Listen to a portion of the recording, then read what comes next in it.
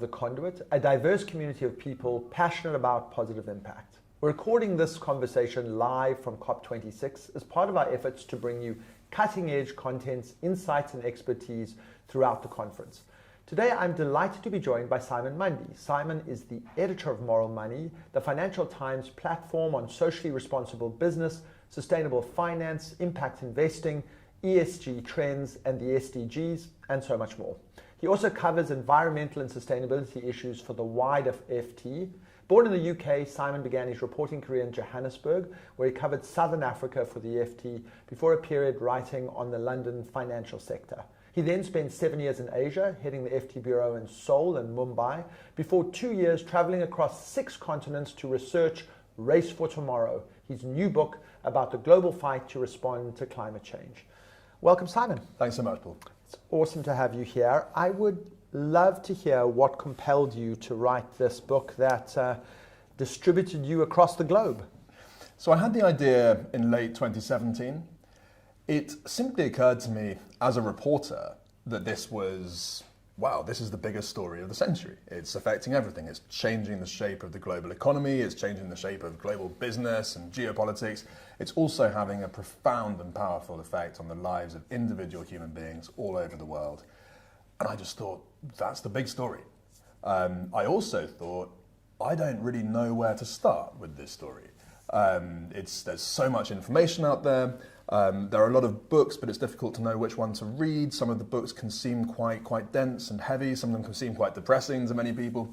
And I just started thinking about this, and I thought maybe there would be a use to having a book which was driven by the stories of individuals who are in the thick of this, not trying to tell you what the answers are, not trying to tell you, to convince you of a particular perspective, but just to say, there's a big thing happening right now all over the world. It involves some of the richest people in the world and some of the poorest people in the world. It involves people from every part of the globe and every walk of life.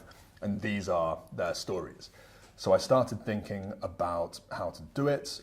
I decided that it would need a long journey, of course, to get to these places and meet these people. I wanted to make sure that I was including people who are doing constructive things, also people who are driving problems like deforestation, people who are really prominent in the fossil fuel industry. So I started building up an approach to doing that. I started the full-time travel in mid-2019. It ended up including 26 countries altogether. Of course, the COVID pandemic broke out about halfway through my research. So from that point on, it involved a lot of quarantines and COVID tests and so on, but I managed to keep the travels going. And the book in the end, I hope, is something which the initial response suggests that a lot of people think it is something which can be very useful for just helping you to get a handle on what is a very complicated subject, getting a handle on it through the stories of compelling people and places all over the world. So as you know, as a journalist, what you try and do is illustrate meta themes issues of a kind of higher conceptual magnitude through the art of storytelling, and this book does this in so many different ways. But if you draw back from the aggregation of all those individual stories, tell us some of the kind of big themes you grappled with, or some of the kind of interesting conclusions you began to draw as you began to see the general from the particular.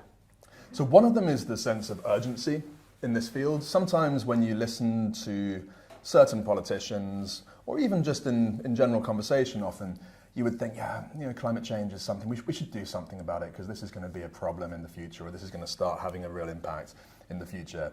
It's not the future, it's now. Right now, all over the world. You go and visit herders in Mongolia, as I did in the winter, they're saying, our herds are being extremely badly hit by severe winter conditions driven by the changes in ice cover in the Arctic. These knock-on effects are being seen all over the world. There are people in my book, there's a great polar scientist called Conrad Stefan, one of the great climate scientists of his generation. He lost his life 4 days after we met due to an accident on the Greenland ice sheet that was directly caused by the accelerated melt of the Greenland ice sheet caused by climate change. When I was in China, I met some of the leading entrepreneurs in the clean energy industry. They said, look, we want to have a positive impact. This is also where you want to be. If you want to make money in modern China, this is the sector you go into. This is where the money is being made.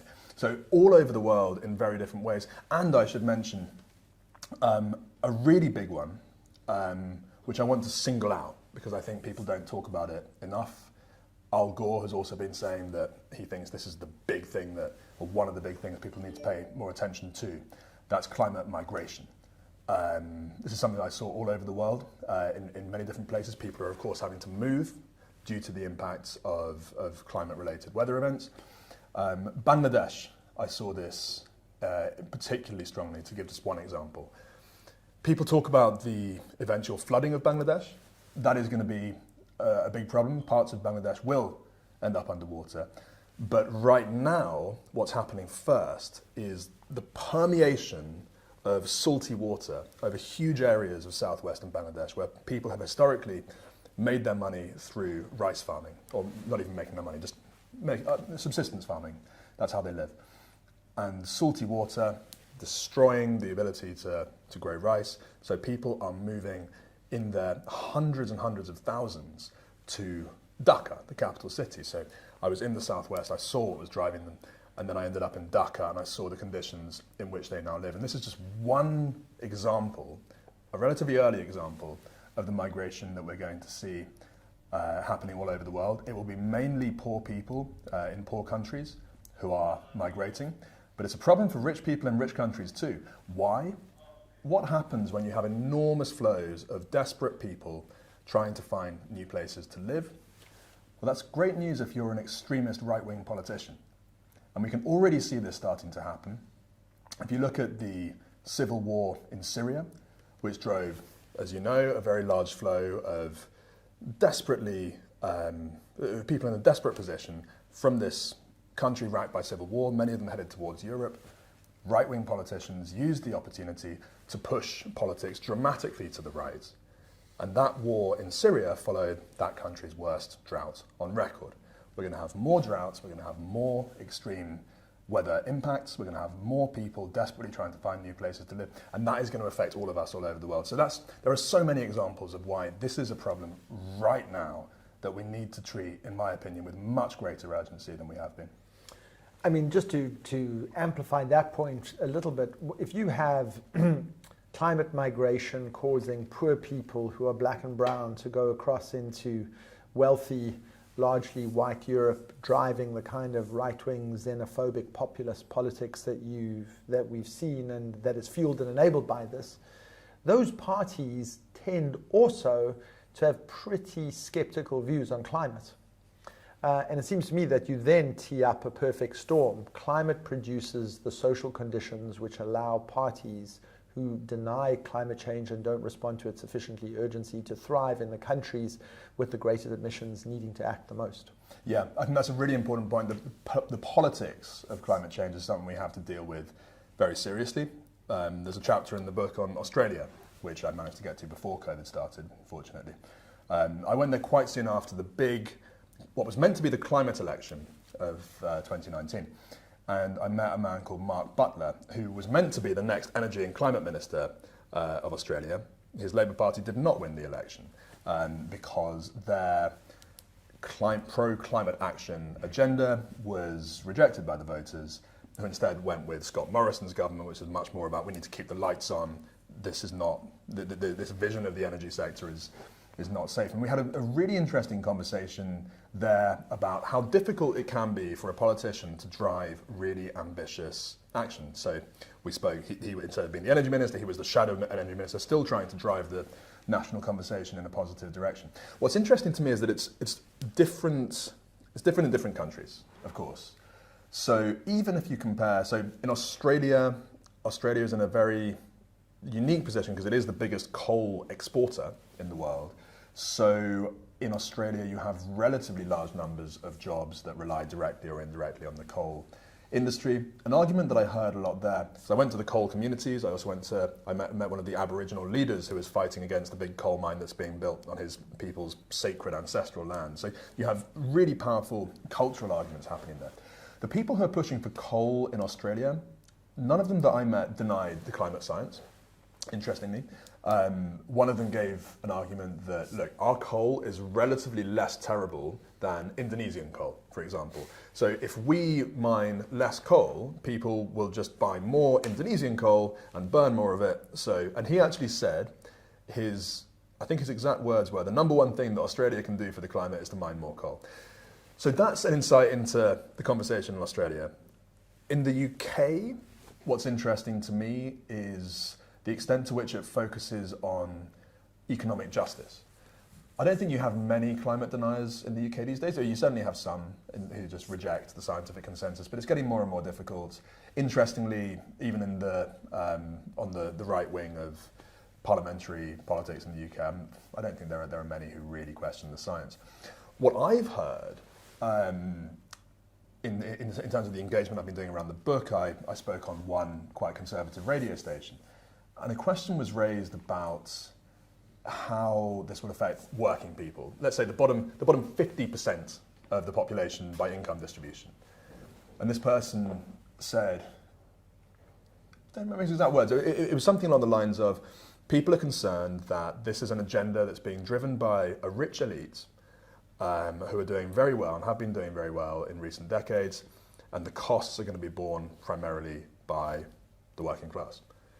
And I think that concern is absolutely justified, right? Because if you look at what's been happening to income distributions in this country and the US especially over the last 30 years, the bottom 50% have basically stagnated in terms of their income. I don't like using the word bottom, but people with the 50% in terms of how the below 50% on the income distribution range, their incomes have been stagnating. The top 10% have been doing very well, and especially the top 1% and the top 0.1%, it just gets more and more extreme.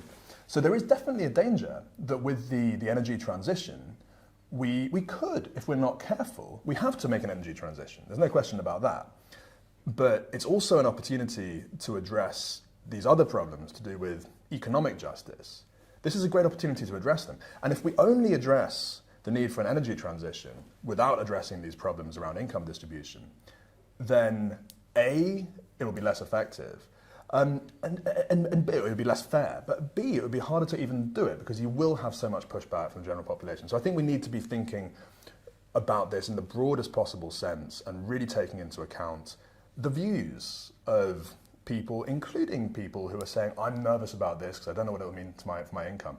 We can't just write these people off as obstructionists. We have to take their views on board. So one of the things that your book illustrates is the interconnectedness between efforts to create a whole new generation of solar batteries or solar panels and the kind of core rare earth minerals that have to fuel them, and the trade-offs and tensions between rolling out the net zero infrastructure that is required, and at the same time being faithful to human rights, thinking about working conditions, and thinking about the geopolitics of how nations scramble for those resources. Tell us a little bit about that. Yeah, so I mentioned that I visited China for my research. I got there just in time. I was there in January of 2020. So pretty much one of the last foreign journalists to enter the country before the borders closed because of COVID. So while I was there, I visited I met several of the founders of Chinese clean tech companies. Two of the companies that I visited were in the electric car space. So as you know, China has been a powerhouse in terms of driving the growth of the electric car market. So the two companies I visited, one was XPeng Motors, one was BYD. So XPeng Motors, the founder of that company, he's not the founder, he's the current boss. He's a bit like Elon Musk. People assume he's the founder because it's got his name. In his case, it's got his name. But he actually joined it later on. So He Xiaopeng, he's the boss of XPeng Motors. It's a premium Chinese electric car company, and he was saying, this is the most exciting space to be in. He was at Alibaba before, and he thought, no, Alibaba, that's great, online retail, fantastic, but what's going to be even bigger is the clean tech industry. So it's booming, and it's only going to get bigger. But there's also the issues of the supply chains around it. So I think we absolutely need to move to zero emissions vehicles. I don't think you can seriously question that. It's now a big, powerful industry. And big, powerful industries need scrutiny. So there's a bit of a sort of unhelpful view where people think there are the people who just cheerlead for the electric car industry, and there are people who attack the electric car industry. I mean, for me, I want to scrutinize the electric car industry and provide useful information that can help it to have the best possible impact. So in terms of the supply chain, to look at that, I went to Congo, DR Congo. So this is a country of 90 million people. It's about the size of Western Europe. It's got about the same length of paved roads as Wales. So this is an extremely poor place.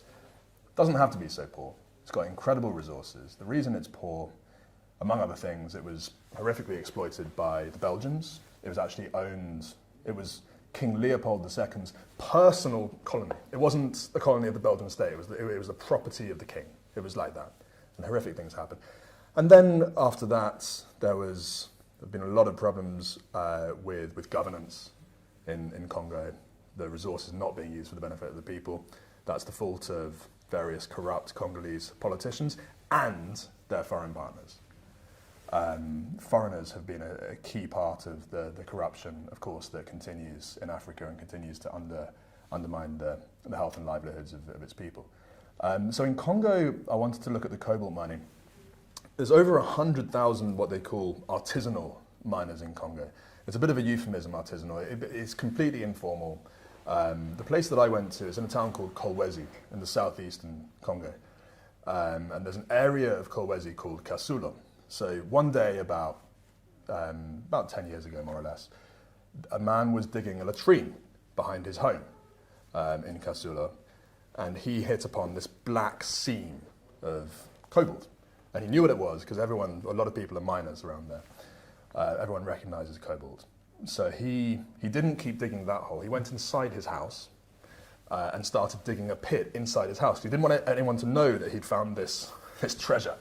So he actually he dug a shaft inside his house, and he would take the sacks of cobalt out under cover of darkness, and he would sell them to merchants on the edge of town. Eventually his secret got out, and then everyone in Kasulo started mining around their houses. Completely dangerous, of course. Children could be falling into it. It was dangerous for the integrity of the buildings themselves, of course. So when I got there, there is still part of Kasulo has now been sort of sectioned off by the government and handed over to a Chinese mining company. But there's still plenty. So I was walking through the streets of Kasulo and I just saw a mine shaft. There were several mine shafts on a single property. The property itself was owned by a man called Papa Jean. Papa Jean is about 90 years old. And he's just enjoying the fun. He gets a cut of the money from the mining. But all around his property, there are, I think it was 5 mine shafts, each run by a different sort of micro tycoon who would use their savings to fund the miners who would go down there and they would be digging up the cobalt and making money. So the micro tycoon that I befriended was called Monique. She's in her 40s. She used to run a women's clothing boutique in Lubumbashi. She got divorced from her husband, had to leave Lubumbashi, so now she's starting out again as a mining micro tycoon. So people like Monique, it's complicated, right? And I went inside one of her shafts. Probably shouldn't have done that. It was quite scary, just to get down there. 'Cause it's very deep, and you have to go down barefoot, sort of like a chimney sweep sort of thing. Wow. And then when you're down there, of course, they collapse from time to time. They're dying all the time because there's no proper structure. It's not like a mechanized mine where you have proper structures in place for safety. But there are people who are down there every day. I was down there for 15 minutes, and that felt like a lot. There are guys who get down there for 10 hours a day every day, and hopefully they're still alive at the end of 20 years doing that. And there have also been children going down there. I met a young man called Celestin, who was 13 when he started going down into one of these informal shafts. So what do we do about this, right? Because some people are saying, let's just not buy any more cobalt from Congo. Most of the world's cobalt is in Congo, most of the world's reserves, most of the world's production. But there are other places that have it. Australia has some cobalt. Maybe we should just cut off Congo from the global economy and just get our cobalt somewhere else. That's the easy thing to do. If you're a big car maker, then you don't have the activist on your back. And then you have a lot of focus on child labour. The activists are attacking companies for allowing child labour potentially into their supply chain. And I think we should absolutely be very angry about child labour and try to prohibit it and stop it at every opportunity. But if you stopped Célestin from going down a mine, he'd probably have been begging. The reason he wasn't going down a mine because someone forced him to. He was going down a mine because he didn't have any money. And public education by law is free in the Congo, but in practice it's not. And why is that? It's because of these deeper structural problems that are much harder to fix than simply saying, we'll put in the process just to make sure we don't have any children in the mine. Well, that's a good start. But how do you make sure those children are in school? How do you make sure that the government is actually putting the money into the budget to pay for the schools? That's a much tougher question to ask. But we need to be engaging with those questions. It strikes me, it also, we're here at COP, there's been a decades-long broken promise to do a transfer from wealthy nations to developed nations based on a kind of notion of climate justice that everybody in theory, buys into, that rich nations got rich by both exploiting the poor, as the King Leopold story, exploiting through colonialism, and they also got rich by not counting their carbon. And now, as the new green economy takes off, and as DR Congo has an opportunity to ride that wave of wealth creation, it is prohibited to doing so because the nature of the way that mining is structured and organized means that you have deep qualms about child labor and other forms of the way in which extraction happens. So it seems that we've got to solve that, because to leave that cobalt in the ground would be terrible. We won't get to net zero without it. To extract it using children is a problem. But who on the ground is actually solving that devilish problem through finance, through standards, through structures, through modern mining techniques, net zero mining techniques, dare I add? Those are the tougher questions, right?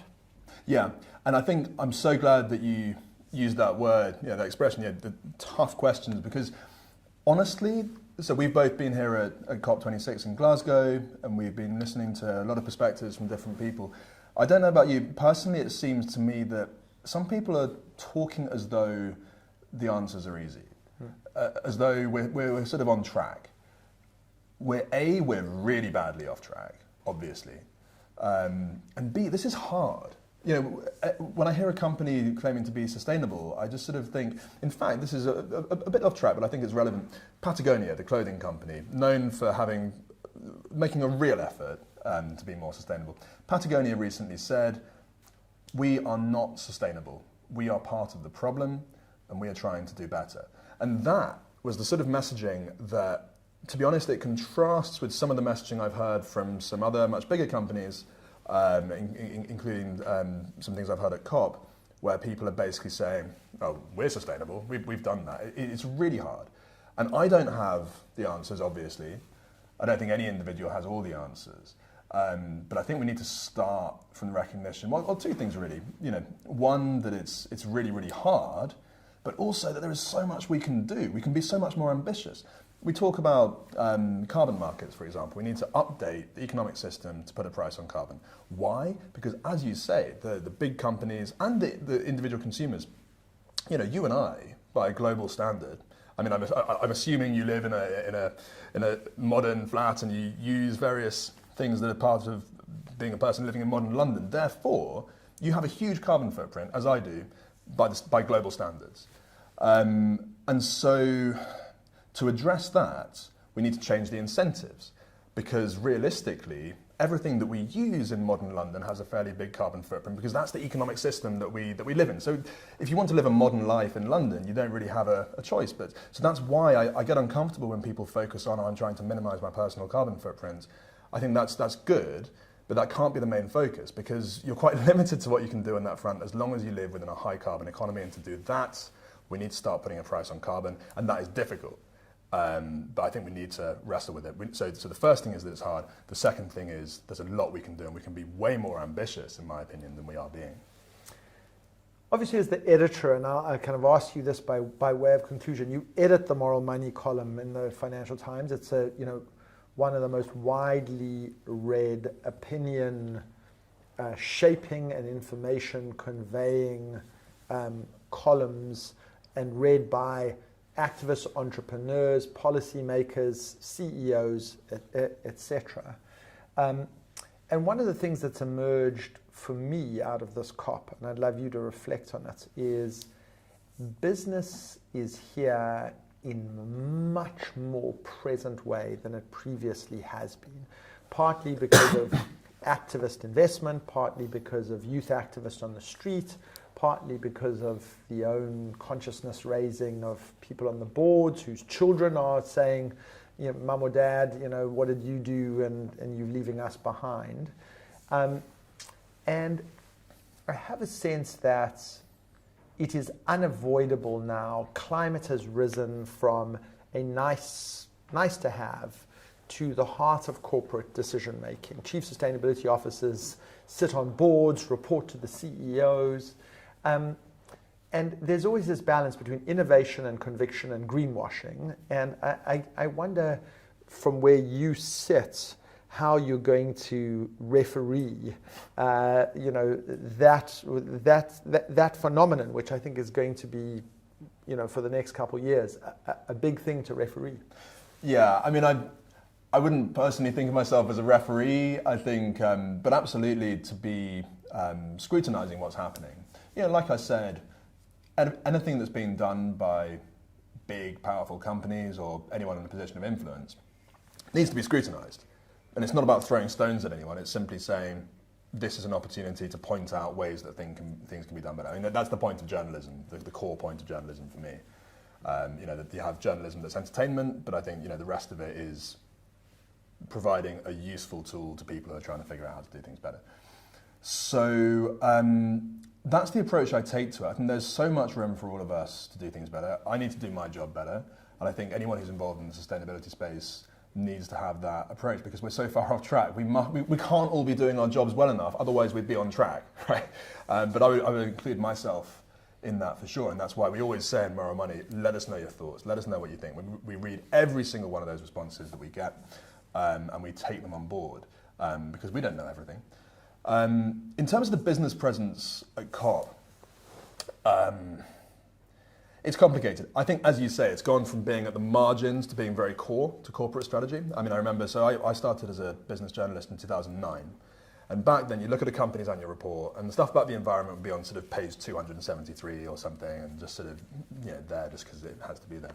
Now it's in the chairman's letter at the very front, and it's core, and they are actually under a lot of questions from their investors, also from their customers, also from their young employees, increasingly. And as you mentioned, from children at home. You'd be amazed how many business people, business leaders that I meet who would say, yeah, you know, my daughter is on my back about this stuff. It's always a daughter and never a son, by the way. And that's something that we need to think about. Why is it that young women are so much more engaged than young men? Why are young men not more engaged in this? That's a separate thing. But that's definitely having an impact on their thinking. They're human beings as well. And if you're a CEO with a youngish daughter, probably you're going to be having some uncomfortable conversations with her, and probably if you have a youngish son as well. So that's part of it. In terms of the presence at COP, though, I'm sort of in two minds about it, because on the one hand, it's a powerful reflection of the increased seriousness with which business are approaching this area.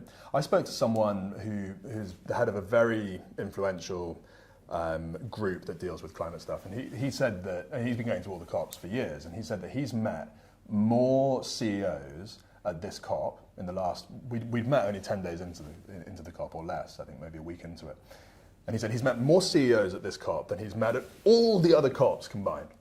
So this is different this time. This is very, very different in terms of the business presence on the ground. So that's good in a way. Now the other thing, as you know, people have been finding it very hard to find a place to stay in Glasgow. There are people, I mean, I was speaking to someone from who's part of the national delegation from a fairly prosperous country, who was staying in Edinburgh because this person couldn't find a way to stay in Glasgow. So if that's a prosperous country, then there's a lot of people from the national delegations, also from, you know, civil society, all sorts of groups who are really engaged in this stuff, who can't afford to stay in Glasgow, who can, because the prices have been getting huge. You know, there are 2-star hotel rooms going for over £1,000 a night. Who can afford that? If you're from a really big company, it's fine, you know, £20,000 for a few nights accommodation, yeah, it's fine. You know, so there's real disparity. So overwhelmingly, the accommodation in Glasgow is whether not overwhelmingly, it's certainly big business is overrepresented.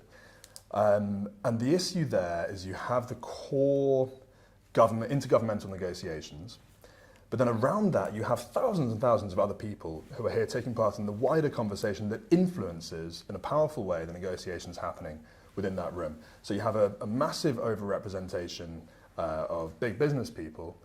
Well, who is almost absent? I'll tell you who's almost absent. Most people in the world earn a few $1,000s a year or less. There are very few people within that income range, which accounts for most human beings on the planet, billions of people like that.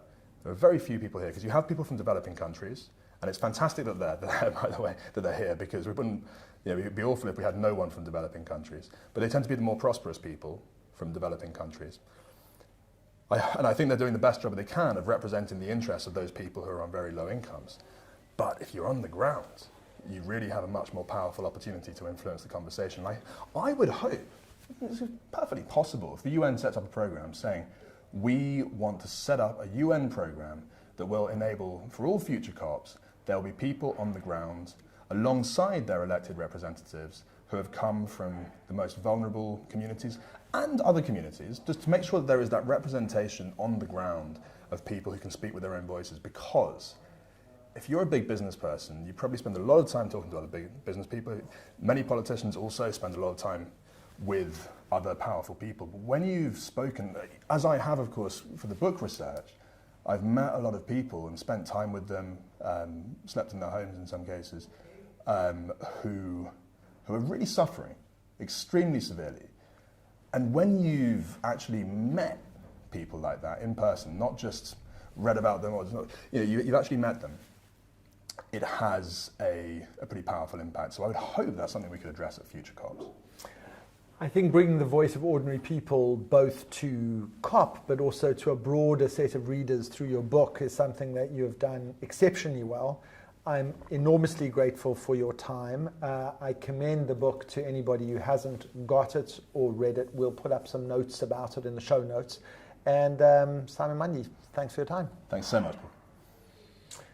Thank you so much for tuning into this conversation, and don't forget to keep an eye on the Conduit social channels for upcoming content from COP26.